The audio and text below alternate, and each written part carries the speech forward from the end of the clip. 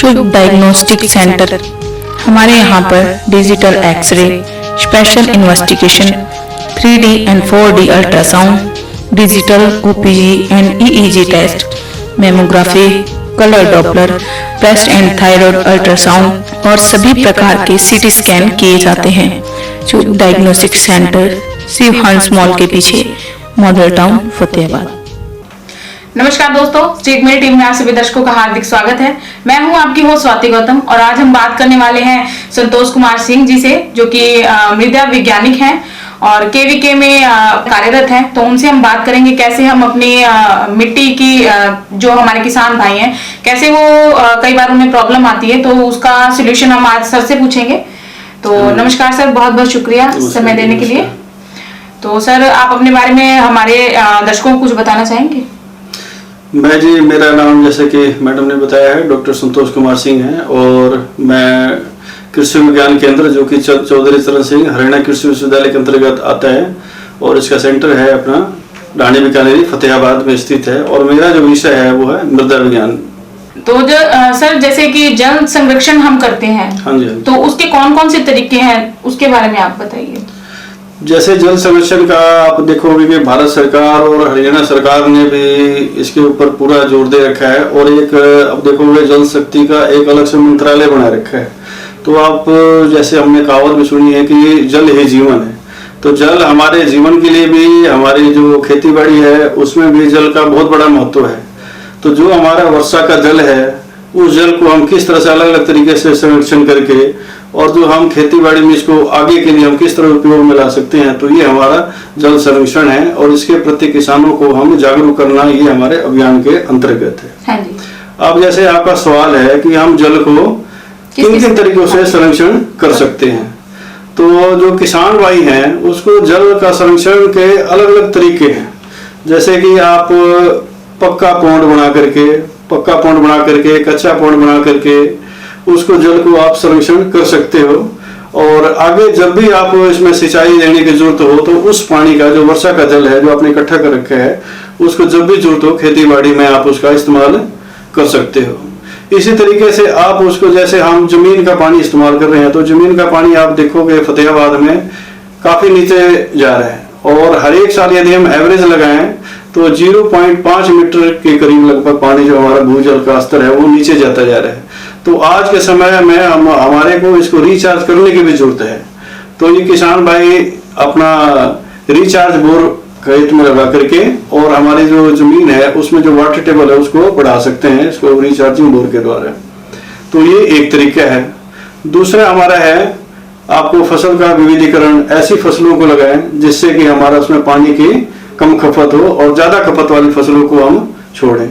इस तरीके से हमारे और अन्य तरीके हैं, जैसे कि आप ड्रिप के माध्यम से या स्प्रिंकलर के माध्यम से, या आप खेतों में आप मल्चिंग द्वारा। तो ये अलग अलग तरीके हैं जिससे कि आप जल की बचत कर सकते हैं, उसका हम संरक्षण कर सकते हैं। सर, थोड़ा सा ड्रिप इरिगेशन के बारे में आप थोड़ी जानकारी दीजिए उन लोगों को शायद जिनको नहीं पता है कि हम उससे कैसे जल बचा सकते हैं।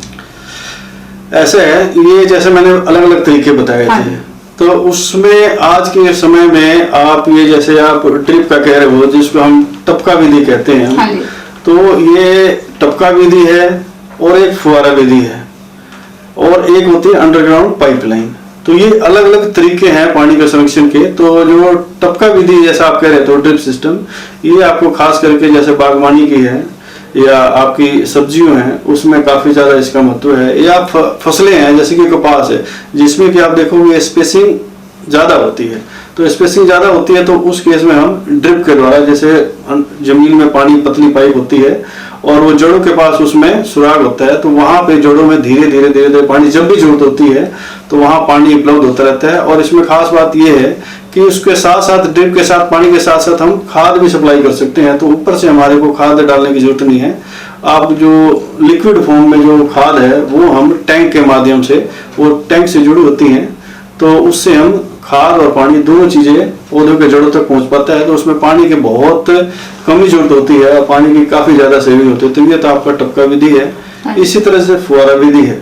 तो फुहारा विधि में भी हम फसलों के ऊपर उसमें छिड़काव करके और उसमें पानी के जब जब पानी की उसमें रिक्वायरमेंट हो तो उस हिसाब से हम इसके फुहारे को चला करके और पानी की बचत कर सकते हैं। कहने का मतलब ये है कि हम थोड़े पानी में हाँ जी, हाँ हम जी। लोग अच्छा काम कर सकते हैं। हाँ जी, हाँ जी। ये एक तरीका है। ठीक। सर, जल संरक्षण से मिट्टी के ऊपर क्या प्रभाव पड़ता है, उसके बारे में आप बताइए। जैसे कि मैंने आपको बताया कि जल संरक्षण क्या है और इसके कौन कौन से तरीके हैं। हाँ जी। तो ये जो जैसे हम जल का संरक्षण करते हैं हम, तो इससे हमारी जल का संरक्षण तो होता ही होता है, लेकिन उससे मिट्टी की भी सुधार होती है। मिट्टी के अंदर कई तरह की जो पोषक तत्व हैं, तो वो क्या होता है, ज्यादा यदि हम फ्लड इरिगेशन या पानी भर करके खेतों में रखते हैं तो उसके अंदर जो महत्वपूर्ण तत्व हैं जो कि पौधों को खुराक के रूप में किसान या तो ऑर्गेनिक फर्टिलाइजर, जैविक खाद या रासायनिक खाद वगैरह डालता है, तो ज्यादा पानी यदि डालता है उसमें तो उसके अंदर जो तत्व हैं, जो पोषक तत्व हैं, वो घुल करके नीचे चले जाते हैं उसमें, तो उससे पौधों को जो पोषक तत्व है वो बहुत कम मात्रा में मिलती है। तो यदि जल का संरक्षण करके और कम से कम पानी लगाएं तो उससे क्या होता है, जो पोषक तत्व की उपलब्धता है वो जमीन में बढ़ती है और साथ के साथ आपका जो जल का संरक्षण है, जो जल के पानी की बचत है वो भी होती है साथ। हाँ जी।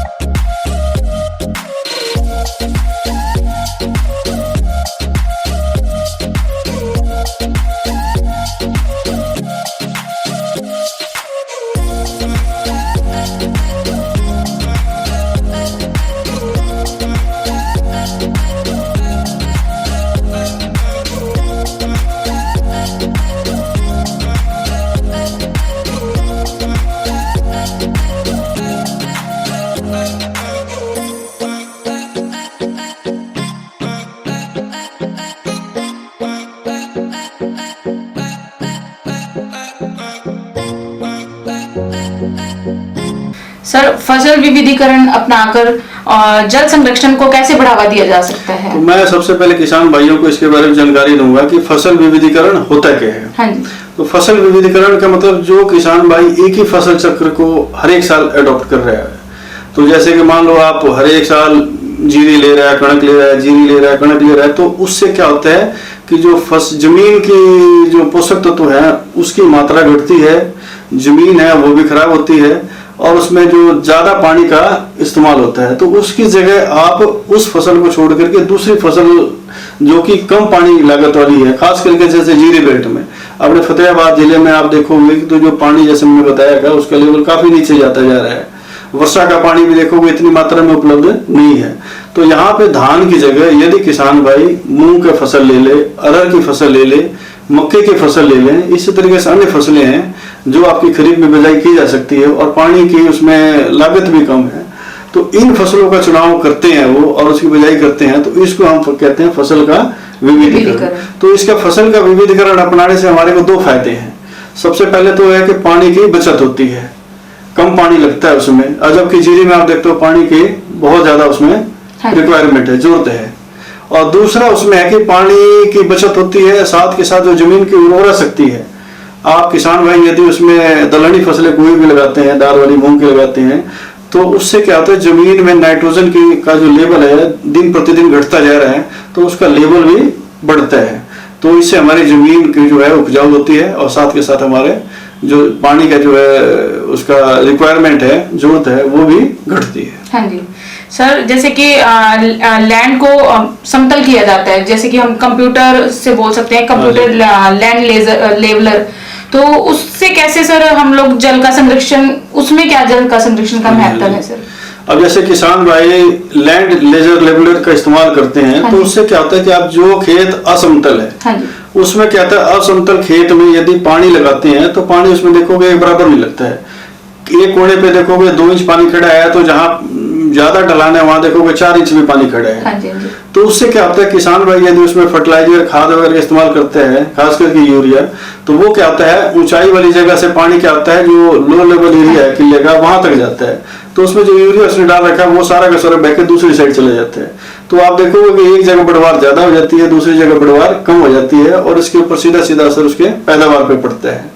तो यदि लैंड लेजर लेवलर से जमीन को लेवल कर देता है तो पानी जो है आपको पूरे किले में एक साथ सा लगता है, तो उसमें जो पानी की जरूरत है, रिक्वायरमेंट है, वो घट जाती है। तो उसमें पानी की बचत होती है और साथ के साथ आपकी पैदावार में भी बढ़ोतरी होती है। जो पोषक तत्व हैं जैसे मैंने बताया उसकी उपलब्धता बढ़ती है। ठीक है ना, तो ये आपके लैंड लेजर लेवलर के फायदे हैं उसके। जैसे सर आजकल लोग क्या करते हैं, फसल काटने के बाद खेतों में आग लगा देते हैं, तो सर उसका प्रबंधन, जो हम लोग ये कह सकते हैं फसल अवशेष प्रबंधन का जल संरक्षण में क्या योगदान है? अब जैसे देखो कि भारत सरकार ने, बिहार सरकार ने स्कीम चला रखी है फसल अवशेष प्रबंधन के ऊपर, और खास करके जो फतेहाबाद जिले के सिरसा जहाँ पे जीरी ज्यादा उगाई जाती है वहाँ पे किसान खेतों में आग लगा देते हैं। और उससे क्या होता है कि जो फसल के अवशेष हैं वो जलकर खत्म हो जाते हैं। तो जो फसल के अवशेष हैं, जो फसल है वो जमीन से खुराक लेकर के बढ़वार होती है उसमें। तो किसान भाई क्या करते हैं, दाने तो काट लेते हैं, लेकिन जो अवशेष है उसमें जितने भी पोषक तत्व हैं, उसमें चाहे नाइट्रोजन हो, फास्फोरस हो, पोटास हो या सूक्ष्म तत्व है, उसकी मात्रा बहुत ज्यादा होती है। तो यदि उसको आग लगाते हैं तो वो जितने भी सूक्ष्म तत्व हैं या मेन पोषक तत्व हैं वो सारे खत्म हो जाते हैं। तो यदि किसान भाई इस फसल अवशेष को यदि जमीन में उसको मिला दें, तो जमीन में मिलाने से क्या होता है, ये एक मल्चिंग का काम करता है। तो मल्चिंग से क्या होता है कि जो खेत में किसान भाई पानी लगाता है तो उसमें नमी काफी दिन तक बनी रहती है। तो जैसे कणक है, तो कणक में यदि आप किसान भाई 5 पानी लगाता है, तो यदि आप उसको फसल अवशेष को मिला रखा है तो उससे क्या आता है, उसमें आपको 4 पानी में भी काम चल जाता है, कम से कम 1 पानी 2 पानी की बचत हो जाती है। तो इससे क्या है कि इससे भी हम पानी की बचत कर सकते हैं और जो पानी की रिक्वायरमेंट है हम उसको घटा सकते हैं। तो सर बहुत अच्छी जानकारी दी आपने, और मुझे लगता है कि सभी के ये काम आएगी जो हमारे किसान भाई हैं। ये भी हमारे साथ डॉक्टर संतोष कुमार सिंह जी, जिन्होंने बहुत अच्छी जानकारी दी, और मुझे लगता है कि आप सभी के काम भी आएगी। जो हमारे किसान भाई हैं, कुछ ना कुछ हेल्प उन्हें जरूर मिलेगी। इसी के साथ हम कल फिर हाजिर होंगे नई जानकारियों के साथ। सर आपका बहुत बहुत शुक्रिया समय देने के लिए, धन्यवाद। और इसी के साथ आप बने रहिए स्ट्रीट मेल टीवी के साथ। लाइक शेयर सब्सक्राइब करना ना भूलें, बेल आइकन को जरूर प्रेस करें। नमस्कार।